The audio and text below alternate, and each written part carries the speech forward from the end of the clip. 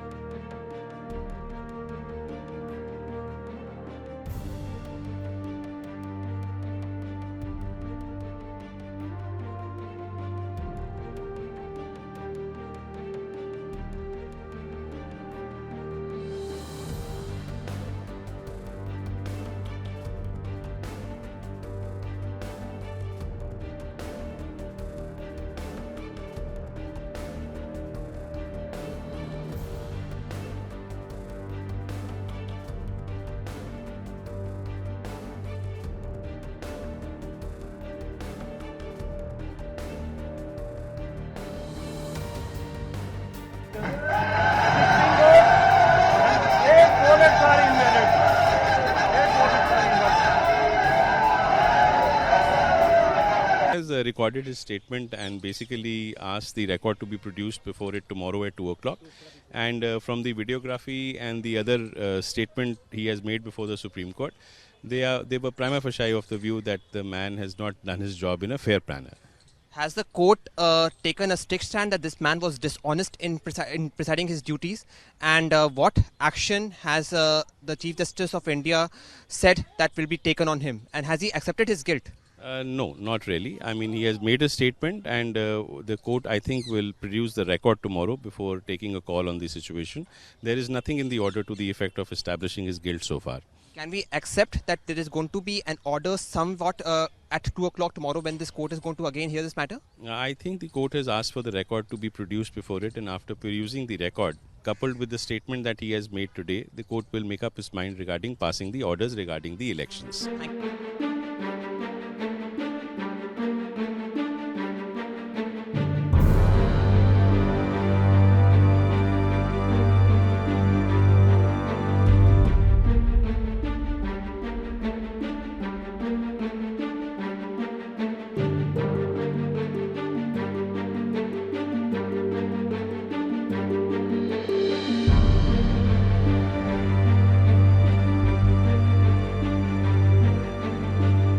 चंडीगढ़ के पार्षद गुरचरण जी, नेहा जी और पूनम जी आज भाजपा में प्रवेश कर रही है।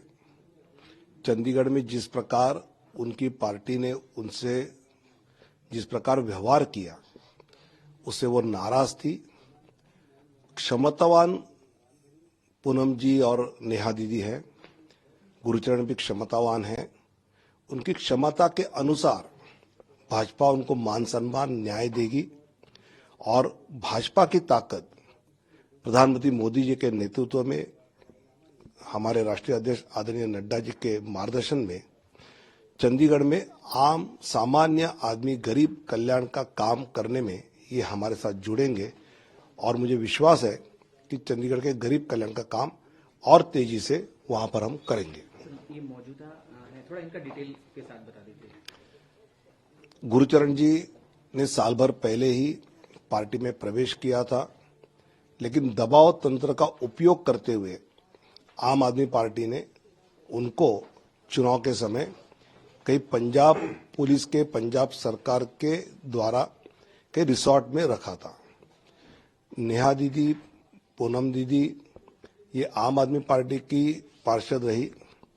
आम आदमी के द्वारा जो उनको आश्वासन दिए गए, जो झूठे थे, जैसे केजरीवाल जी हर बार झूठे आश्वासन देते हैं, और उस आश्वासन से वो नाराज हुई क्योंकि वो आश्वासन पूरे नहीं हुए। और मोदी जी के नेतृत्व में जो देश का विकास और गरीब कल्याण का काम हो रहा है, उस पर विश्वास रखते हुए आज वो भाजपा ज्वाइन कर रही है।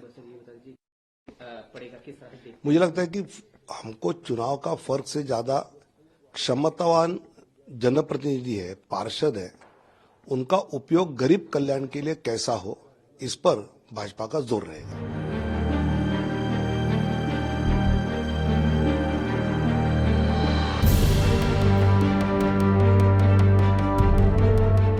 मैं नेहा मुसावत चंडीगढ़ आम आदमी पार्टी से काउंसलर रही हूं। आज मैंने भाजपा ज्वाइन की है क्योंकि मुझे एक वादा किया गया था आम आदमी पार्टी की तरफ से।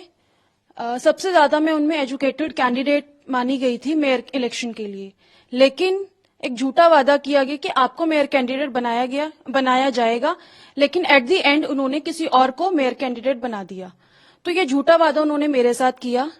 आज मैं प्रधानमंत्री मोदी जी की जो गरीब कल्याण के लिए उन्होंने कार्य किए हैं, दलितों के लिए कार्य किए हैं, उससे प्रभावित होकर भाजपा ज्वाइन कर रही हूँ। जी, मेरा नाम पूनम है और मैं सेक्टर 25 से पार्षद हूँ, वार्ड नंबर 16 से। जी, भाजपा ज्वाइन करने की क्या वजह आपकी रही?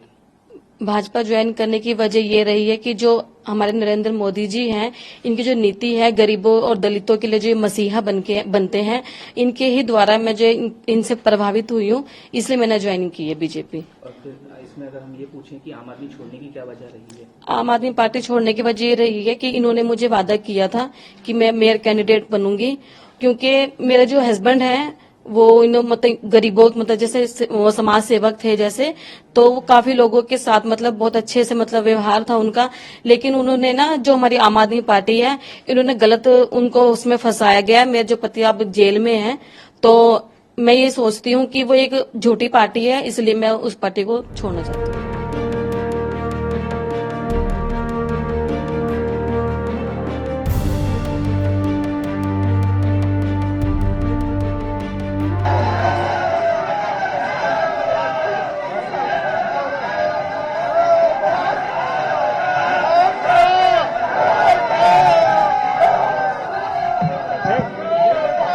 प्लीज मेरा आप सबसे रिक्वेस्ट है, प्लीज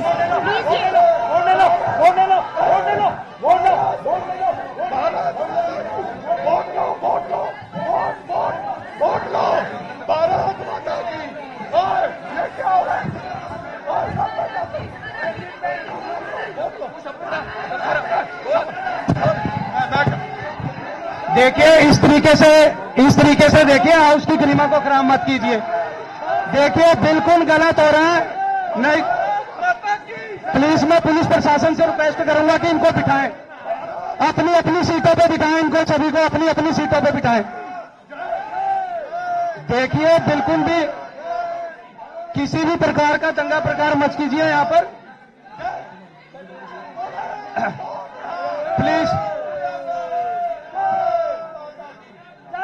प्लीज अपनी अपनी सीटों पे बैठे, सबसे रिक्वेस्ट है, अपनी अपनी सीटों पे बैठ जाएं, सबसे रिक्वेस्ट है।